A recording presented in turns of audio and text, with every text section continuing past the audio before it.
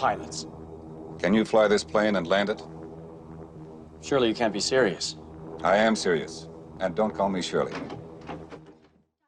Welcome back to Thinking Critical. This is Wes, and we've got a lot of stuff to talk about this week. Yesterday we talked about Marvel's Free Comic Book Day, kind of broke it down. Joining me again is Yule Carter for Fantastic Comics, and we're going to talk about some DC Black Label information that we've got now, some releases. How you doing, Yule? I'm all right. All right, so if you are here for the first time, please consider subscribing to the channel. If you've been coming back to the channel and haven't subscribed, let's make it official. Subscribe to Thinking Critical YouTube. And then if you enjoy what Yule is bringing to the table here, you're going to have 3 opportunities to subscribe to his channel as well. There's going to be a link in the video description. At the 1 minute mark, there will be a little icon where you can click on that, go to subscribe to his channel. And then in the last 30 seconds or so of the channel, there will be another icon that is even bigger. You can select on there and you will subscribe right to his channel. So definitely consider subscribing to Fantastic YouTube as well. Definitely give us a thumbs up. We're working really hard here, right? Right, you? You humble me, Wes. You humble me. Definitely subscribe to Thinking Critical. There is good live activity on Saturday, and there's great shows. I guess I'll call it shows. Great segments throughout the week. Absolutely. And then, of course, you get Worst of the Week on Tuesday, and you get the curmudgeon of Critical, Pele, just losing his mind. All right, so let's get to the Black Label information. Obviously, we have news that there's a new, within the Murphyverse, we're getting a Harley Quinn spinoff. So we'll talk about that. Then we'll talk about Scott Snyder's returning to the American Vampire franchise. Obviously, that was Vertigo before. Now it's Black Label. And we've already talked about it on the channel, but we will revisit Tom King's Rorschach at the end, just to get your thoughts on that one, Yule. But starting out with the Murphyverse, Sean Gordon Murphy has worked very hard. Batman White Knight, Batman Curse of the White Knight. We've had the Victor Von Fries one shot in the middle, and we knew that there were things that were going to come out. This is the first comic book that's really going to expand out, and this is a 6-issue miniseries that will be co-written by Sean Gordon Murphy and his wife, international best-selling author Katana Collins, and it's going to be illustrated by artist Matteo Scalera, who is a very good artist in his own right. And I find this very interesting. Harley Quinn in the White Knight universe is nothing really like the Harley Quinn we get in anything else, whether it be DC Black Label, other books, whether DC Continuity, the animated series. It's not. She's not like any of that. She kind of fell in love with the Joker. The Joker, as he went more insane in her backstory, he didn't even realize she left him, and a new woman came in, was a fake Harley Quinn, and he didn't even notice it was a new woman. And then when Joker becomes Jack Napier after Batman shoves all those pills in his mouth, she gets pregnant with Jack Napier's baby, but it's not the Joker's baby because he wasn't Joker anymore. And that's kind of where we left her off. She was making hearts into a window where Bruce Wayne was being taken off to prison. So it's a much different character. Are you excited about this? I think it could be great. Yeah.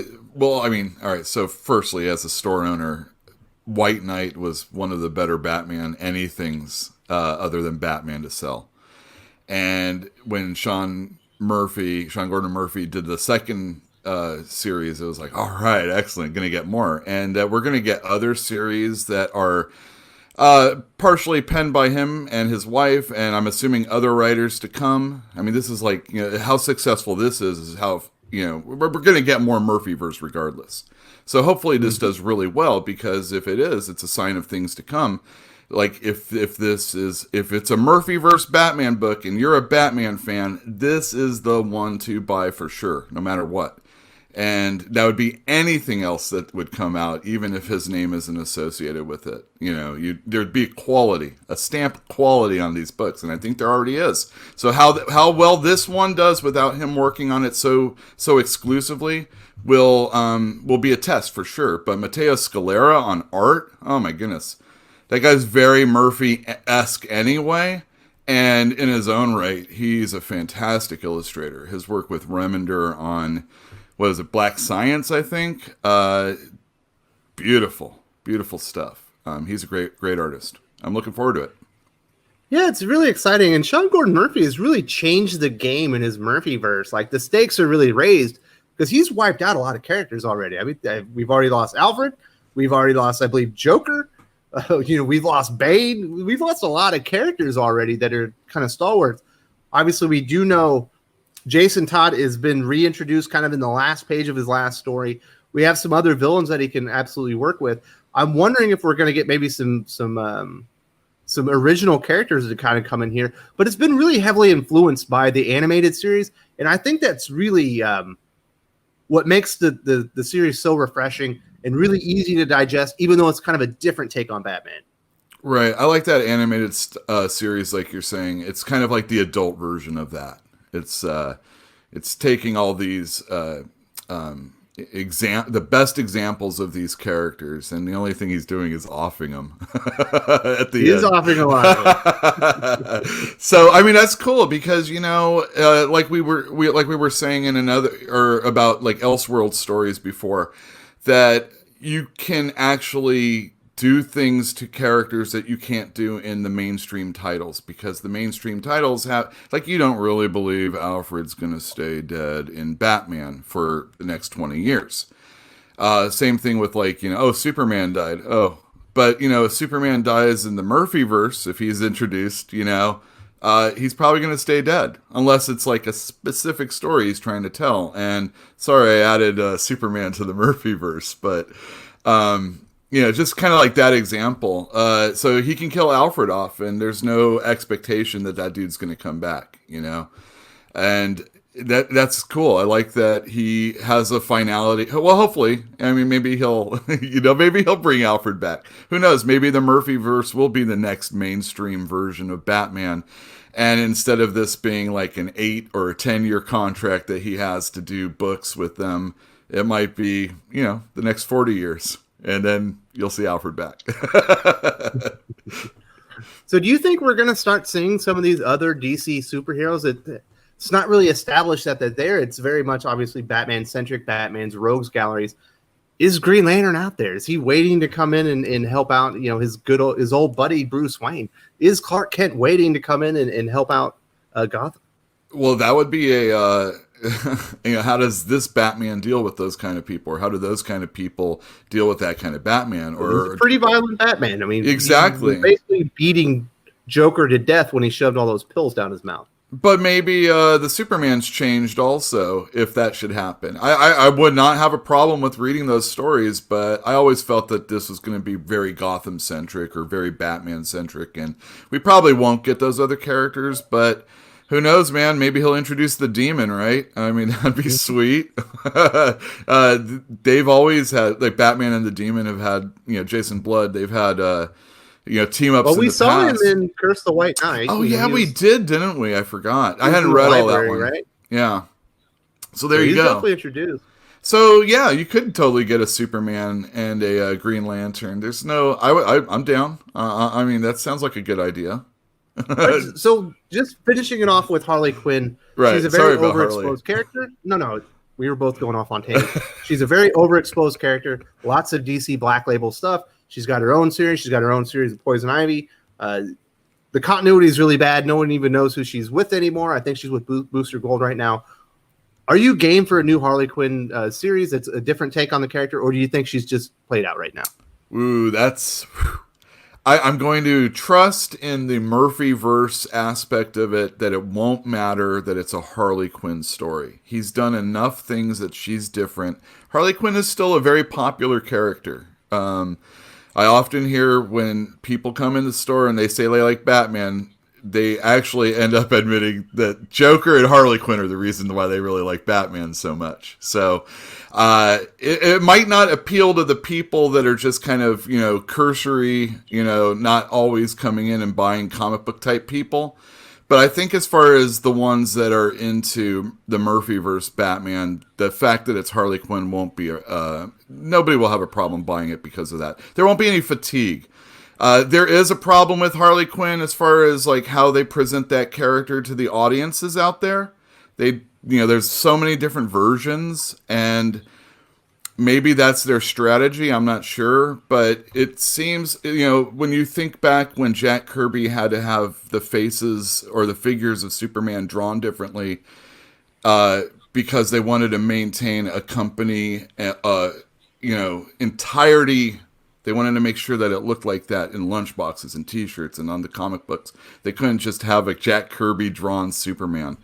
I hope I didn't confuse you by bringing that up. But, so like not having a concrete Harley Quinn is kind of confusing for some people. And I don't know.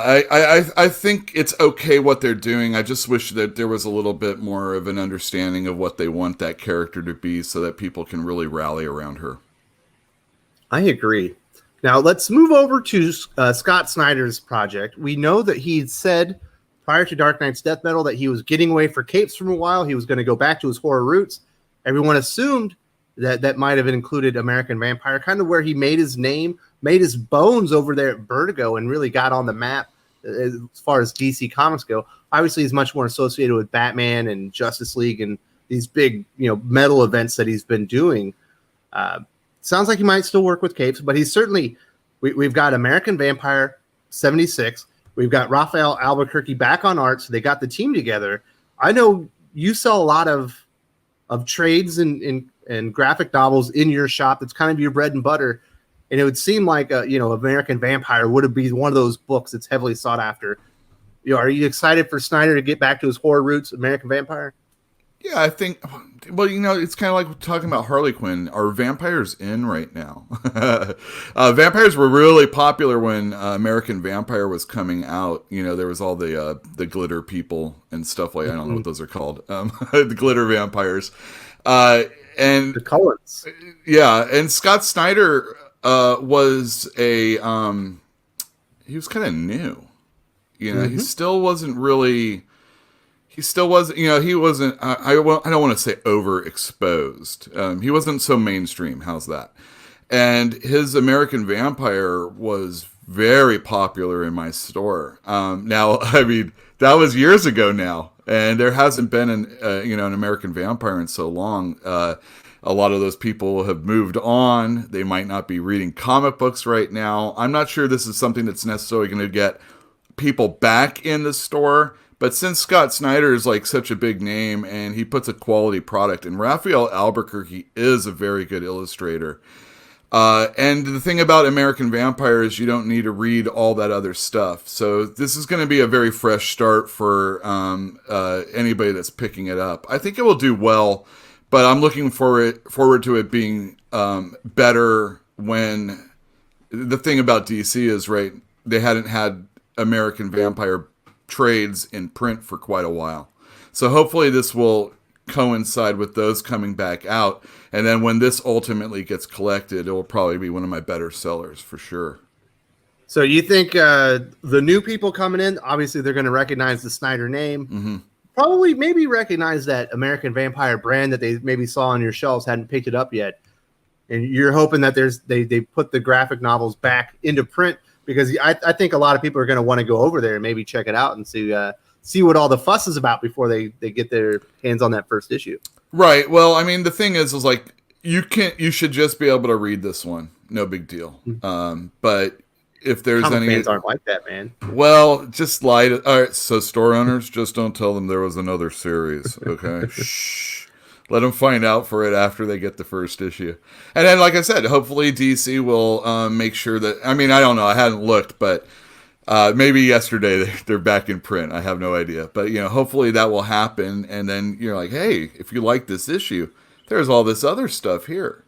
And, hey, if you didn't know, Scott Snyder's written some other horror books that are pretty darn good for Image, and that's a good sales technique. So yeah, I'm looking forward to this book. I'm happy that he's doing something with DC that isn't necessarily the superhero stuff, because if he gets the taste of always working at Image instead, there's more of a likelihood that he might not be at DC to do the mainstream stuff. So having an outlet for him to stretch his wings is good, even if it's not the greatest seller. Not if it's not Batman sales, it's still good to keep him in house. So and then not only that, the Black Label, it needs quality merchandise as often as they can, so that they can get that, again, kind of like the Murphyverse, get that seal of approval that this is quality merchandise. If you pick up one book, you're gonna like it.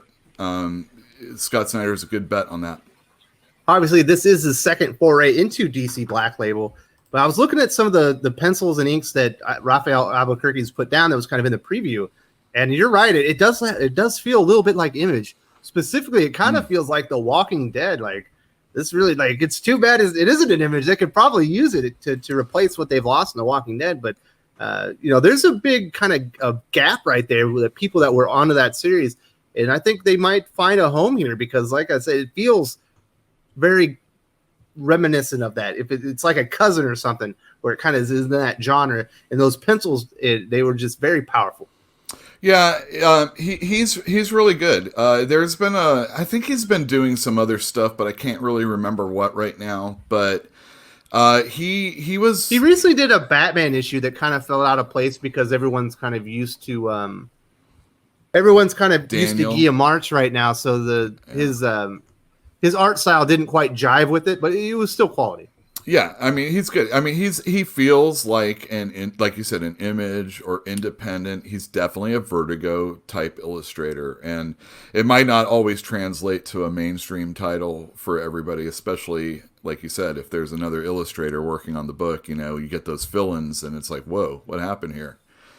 Mm-hmm. But no, as far as like American Vampire, it sets the mood perfectly. And the thing is that American Vampire, it travels through different decades or different, centuries. So there's been like a Western version of it, old Hollywood, that type of thing. And it's not always just like one continuing story necessarily. You can, you don't have, you might not act. Yeah, kind of like Criminal, exactly. And it's the Criminal of Vampires is what it is. Exactly. And yeah, again, if Scott Snyder is doing a book over at Image right now, isn't he doing Undiscovered Country? Yeah. So this is, obviously he can't just take American Vampire over to another company. So if he wants to work with these characters, it's going to probably have to be for DC for a long time. And he had said that he was going to eventually come back to it, but I'm assuming it had to be with Raphael Albuquerque. And it's probably only, it's fitting that he would be on the book. So probably something like, timing needed to, coincide and make it happen. So looking forward to it. Looks good. Absolutely. So we'll talk real quick because I already made a full video with Larry talking about this, but obviously the other DC Black Label book that we got announced, a miniseries, Rorschach, Tom King, with Jorge Fornes on art. Tom King says this is going to be a very political, very angry book where when you're done reading it, you'll know more about yourself than you will about the characters. This should do very well in my store in Berkeley.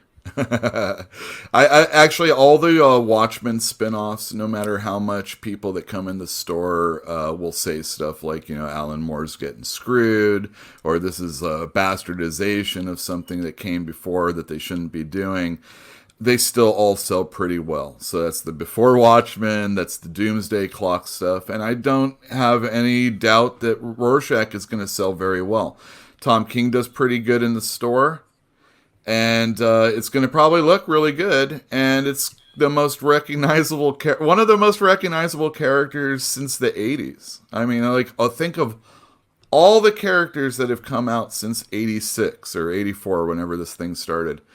And who's more known and popular Deadpool. That got created? Yeah, there you go. Like Deadpool, Cable, maybe Harley Killer Quinn. Marv, Harley Quinn, and then maybe not Rorschach. many. That's about it. Yeah. And look at all the DC ones. That's amazing. Mm-hmm. I mean, you got Deadpool and Cable, and then the other ones. Anyhow, Rorschach's come on, if you're gonna lead with a character, it's got to be Rorschach, right? You got to do one, and he's the political conspiracy theory nut, and I think Tom King could probably pull out a pretty interesting story if it's if he's kept on a tighter leash than he sometimes is. He's certainly more suited for the miniseries medium. He's not really. I don't think he's good on ongoings, but I think when he's limited, as far as the length, I personally think he should be on 9 or fewer. But You know, if you got to do 12 issues, that's what they're going to do. So it certainly fits his style better than an ongoing series. Him saying this is going to be a political, an angry book, and that you're going to learn more about yourself than you will the characters makes me think it's going to be self-indulgent King that we've been seeing for the last few years now. But some people like that. He obviously still sells. We're going to find out more about Tom King, he means. Yeah. Where's Tom King at in his life? You can track him through the characters that he's writing. I can't wait till he gets to go to Disneyland and then write something about it. It'll be a much happier episode. Absolutely. So, well, that should basically do it. You know, a lot of news on the Black Label front. We got the Murphyverse expanding, which we knew was going to happen. Sean Gordon Murphy with his wife, who's also is a best-selling author, with Matteo Scalera on art. Sounds fabulous. Scott Snyder, Raphael Albuquerque revisiting the American Vampire franchise with American Vampire 76. Or it might be 1976. I might have said that one wrong. And then obviously the last one is Rorschach with Tom King and Jorge Fornes. I will read all of them. I'm definitely more excited for the first two. I think I'm excited for the Rorschach. I think it will be cool. I'm interested. How's that? I might be more interested in that one than any of the other two because I know what I'm getting with those. And then this is the more, all of it's up in the air when it comes to Tom King, right? Never know. Never know.